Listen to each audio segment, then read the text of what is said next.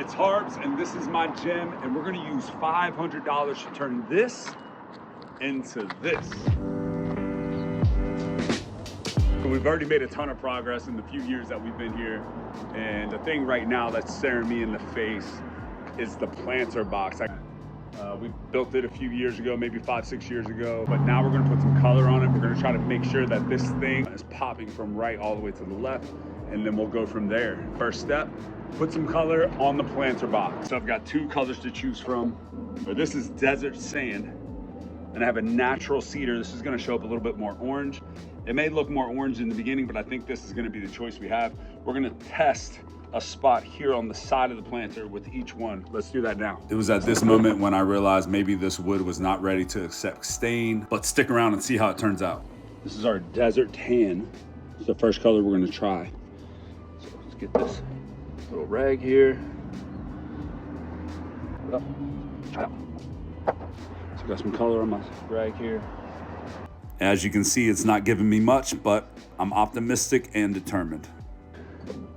So now, let's try this cedar.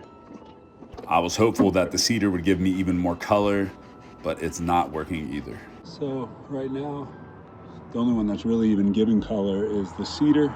I don't know how well it's showing up right now on the film, but this is where I put the cedar. This is where I put the desert tan. Again, I'm just trying to get some color on this thing. I'm not going to pressure wash it at the moment. I'm just gonna see if it'll accept the stain early. And I'll know pretty quickly if it's gonna do that or not, or if we're gonna need to come back and pressure wash this thing or not. So we're starting off with the natural cedar. We'll go and get it filled up and start painting it on. Let's go.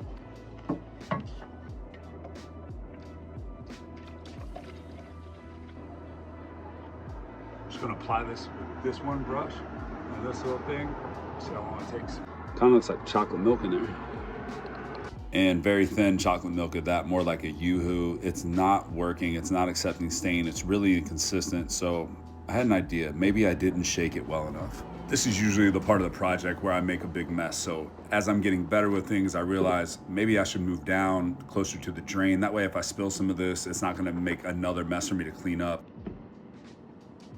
That is much better. Much better, I had to shake it up. It's got a thicker consistency. All the color was sitting at the bottom. The whole point of doing this renovation right now is to just help get more eyes on the gym. And right now someone's walking by and they're become interested in the gym. They're asking me if we need any sort of help. And then they ask about memberships and they're letting me know where they live. And it seems like it might be the first time they've even noticed that we've been here, but we've been here for 5 years. So this project hopefully is paying off in the way that I plan it to. And as we continue to improve the storefront, more people will notice us. That will lead to more people inquiring and ultimately lead to more customers, because that's what we need. We need more people training here at the gym. When I first started to apply this color, it was really thin. It wasn't showing up and the stain just wasn't showing through. So I'm really glad that I took the time to shake it up. This has us moving in the right direction now.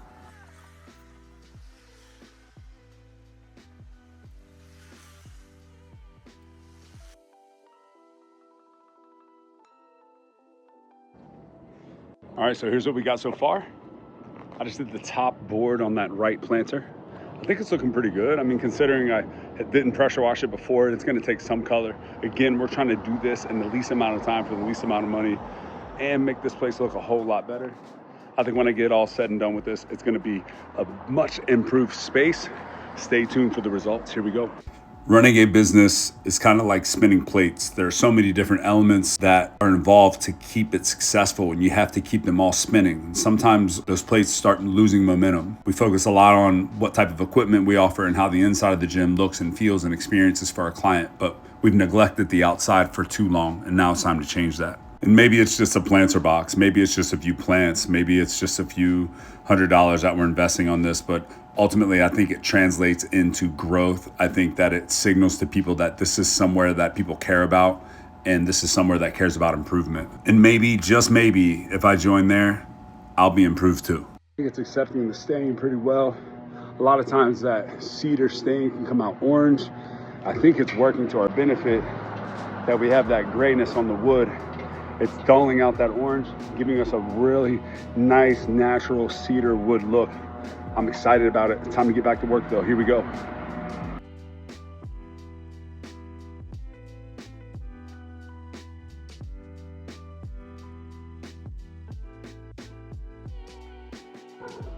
All right, so here's what we got so far. I think it looks pretty good. It definitely looks better than that grayed out wood.